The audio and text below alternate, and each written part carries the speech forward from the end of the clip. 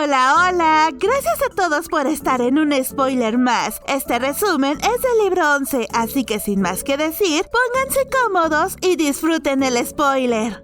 Después de que Lacan regresara de la guerra, se enteró que la cortesana de la que se había enamorado había tenido un bebé, pero ya era demasiado tarde para poder reunirse con ellos. Por eso se enojó tanto que le quitó el poder del clan La a su padre y hermanastro, quedándose él como el líder del clan. Esto lo logró al crear una estrategia en donde utilizó al emperador, que en ese entonces era aún el príncipe heredero, al brindarle el apoyo militar que poseía el clan La para que el príncipe pudiera asumir el cargo de emperador. Así, el nuevo emperador respaldó a Lacan como el nuevo líder de la familia La. En este tiempo, Lacan conoció al mayor Lin, quien era el escriba del clan Ji, por lo que él tenía registrado en varios libros todo lo que hacía el extinto clan Ji, pero estos libros fueron quemados cuando el clan fue exterminado, y se suponía que ya no quedaba ninguno. Pero antes de que los soldados ingresaran a su biblioteca, él escondió los libros más importantes, y estos libros son los que Mao Mao y Jinshi necesitaban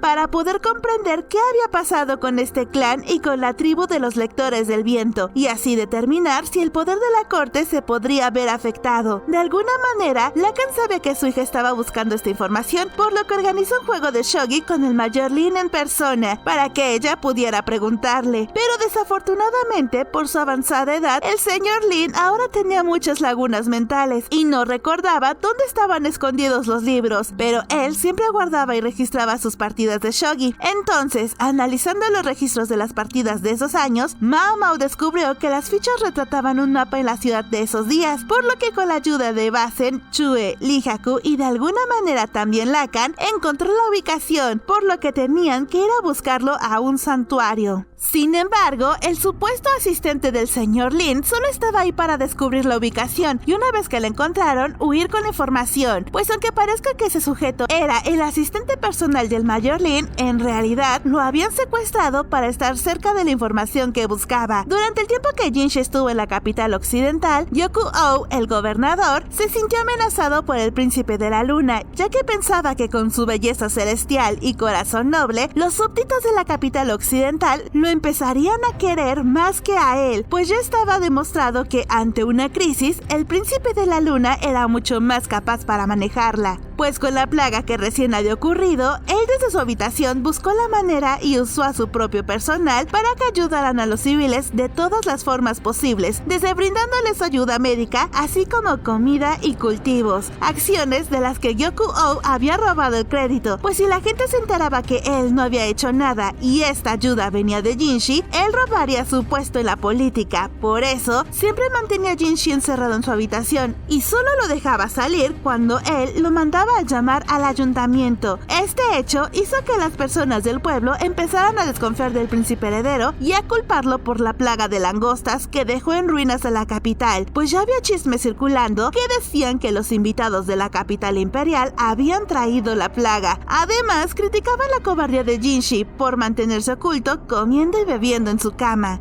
Este hecho le preocupó a Yoku-Oh, pues si el pueblo empezaba a sospechar de Jinshi, le arruinaría los planes al gobernador. Pero antes de lo pensado, los violentos habitantes de la capital occidental se reunieron en el ayuntamiento y al ver que Jinshi estaba ahí, lo rodearon con antorchas y empezaron con amenazas hacia el príncipe. Muy convenientemente y antes de que se lincharan a Jinshi, Yoku-Oh salió a su rescate y ante toda la multitud informó, muy a su pesar, que la ayuda que había estado proporcionando fue por obra del príncipe de la luna, incluyendo a la nueva clínica. La gente que aún dudaba de eso preguntó cómo es que sabía que sucedería lo de la plaga, y en lugar de explicar cómo es que el hermano de Lahan precisó el lugar en donde azotaría el enjambre de Saltamontes, Jinshi decidió apelar por el pensamiento mágico del pueblo y dijo que él no solo era un príncipe, sino que también era un adivino, y en un ritual de adivinación se le reveló lo que sucedería en la capital occidental, por lo que tuvo tiempo para prepararse con lo esencial especial para lidiar con la crisis después de la plaga. La multitud le creyó en un instante, pero como seguían enfurecidos y ahora ya no podrían desahogar su frustración con Jinshi, Gyoku-oh usó eso para incitar el odio de la gente y dirigirlo hacia Shao, una nación extranjera que el gobernador quería invadir, pues necesitaba adueñarse de los puestos comerciales y una enorme montaña que producía carbón para incrementar la riqueza de sus bolsillos. Y ambos negocios le harían inmensamente rico.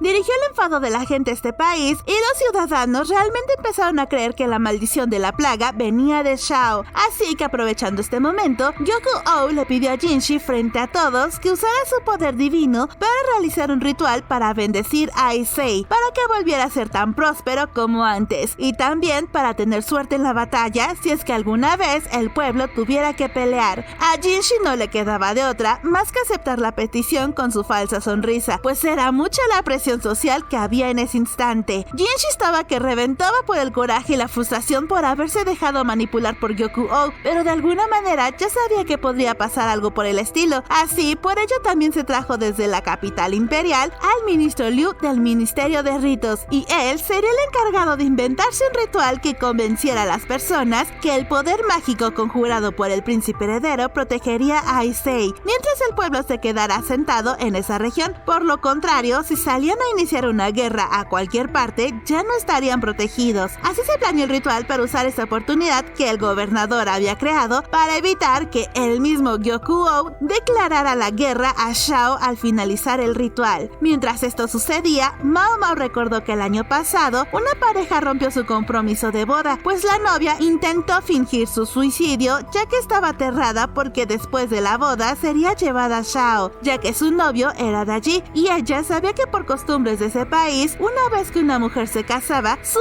marido le hacía una quemadura para marcar a su mujer, tal cual lo haría un granjero con su ganado. Mao Mao también pensó que no habría nadie en el mundo capaz de hacerse una marca al quemar su piel voluntariamente, y en un segundo recordó que sí existía un idiota así, por lo que no pudo evitar mirar con recelo a Jinshi, quien aún tenía una marca roja en su abdomen. Él notó la intensa mirada de Mao Mao, pero la ignoró y comenzó a contarle sobre cómo Lacan había ayudado a esconder a los extranjeros que se encontraban en Issei, pues como el gobernador odiaba a los extranjeros, los ciudadanos locales también los odiaban, por lo que la vida allí era muy dura si no habías nacido ahí. En el transcurso de esta conversación, Jinshi se fue acercando de poco a poco a Mao Mao, hasta que de un momento a otro, sus dedos largos apretaron el dorso de la mano de Mao Mao, mientras su palma presionaba la de ella. Al tener las manos entrelazadas, ella podía sentir el pulso de él. También sintió sus uñas bien recortadas y redondas que rozaban la piel de su mano, y los callos de la palma de Jinshi que presionaban contra la palma de la mano de Mao Mao. Este gesto debió poner nervioso a Jinshi, pues las puntas de sus dedos, además de estar manchadas con tinta, también estaban frías y con una ligera capa de sudor. La mano de Mao Mao también empezaba a sudar frío, y ella quiso soltar la mano de Jinshi antes de que la situación se pusiera demasiado apasionada.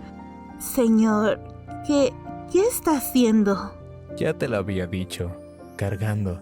Mao Mao seguía sujetando la mano de Jinshi mientras maldecía en sus pensamientos la forma en la que ella había malinterpretado las palabras del príncipe, pues cuando él había contado que tenía un modo de recargar energía y animarse, ella pensó que lo hacía comiendo azúcar. Incluso con esto en mente, le había llevado un pastel de luna que terminó rodando por el suelo cuando Mao Mao se dio cuenta que se había equivocado. Quería hacerlo antes de que tuviera que empezar a presionarme demasiado. Quizás sea mejor que simplemente no te exijas demasiado.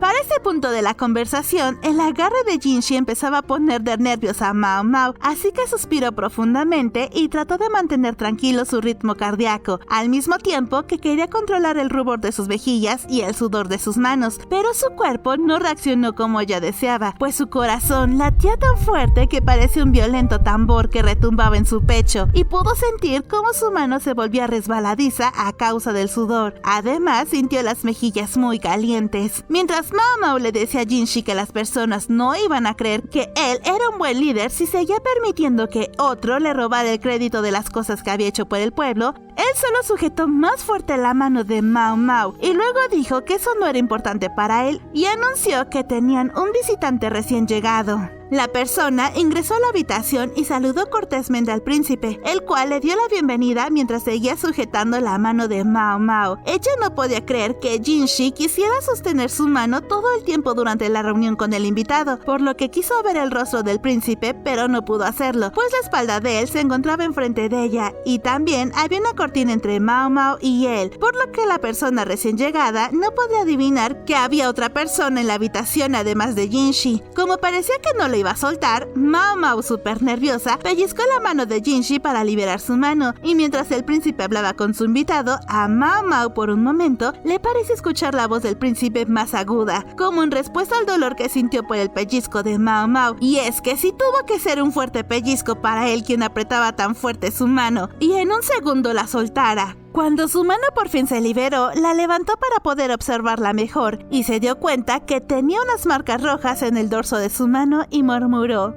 «Cargando, ¿eh?» ¿Quién está cargando? Mao Mao se sobresaltó y tuvo suerte de no gritar. Chue apareció con una bandeja de té y bocadillos. «No es nada». ¿En serio? No pareces muy relajada, señorita Mao Mao. Es tu imaginación, señorita Chue.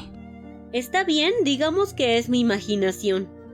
Pues en realidad no sabía cuánto es que sabía o había visto, así que mejor se sentó en una silla y tomó una taza de té, y para evitar alguna pregunta incómoda le mencionó a Chue que le preocupaba que el invitado de Jinshi pudiera verlas escondidas detrás de la cortina, pero Chue la calmó y dijo que Suiren estaba vigilando afuera para que eso no pasara, y mientras hablaran en volumen bajo, las personas del otro lado de la cortina no las escucharían. En ese momento, Jinshi se estaba reuniendo con uno de los hermanos del gobernador Gyoku-oh en busca de que pudiera ayudarlo para evitar que se iniciara una guerra con la nación extranjera. Chue le dijo a Mao Mao que en realidad el señor Gyokuen tenía 13 hijos, y como era un comerciante realmente inteligente, supo cómo casarse con 11 mujeres expertas en un área en específico, ya sea en las artes, la política o el comercio por tierra o por mar, por lo que sus hijos también eran expertos en diferentes áreas, cosa que al padre de la emperatriz le convenía. Por ello, pasó de ser un adinerado comerciante al suegro del emperador. Sin embargo, para evitar problemas entre las mujeres y sus hijos, se marcó una diferencia entre las mujeres, pues sabían que el señor tenía una esposa oficial que era la madre del ahora gobernador de Issei y la emperatriz Gyokuyo, y el resto eran tratadas como concubinas. Durante la conversación que Jinshi tuvo con Dahai, su invitado de ese momento, descubrió que Gyoku-oh estaba convenciendo a sus hermanos de apoyar la guerra con sus conocimientos y dinero. A cambio, les prometía cosas que obtendrían de Shao. A Dahai le dijo que le regalaría los puertos comerciales de Shao. No todos los hermanos apoyaban al gobernador de Issei, pues algunos, protegiendo sus propios intereses, habían jurado lealtad a su hermana, la emperatriz. Y eso es todo por la parte 1 del resumen del libro 11. Espero que les haya gustado tanto como a mí me gustó hacer este resumen. Déjenme saber su opinión en los comentarios. Y ahora sí, mil gracias a nuestras dos primeras Super Amics, Lily Joa y Lady Catbug. Espero que tengan un gran día y también espero verlos a todos en un próximo spoiler.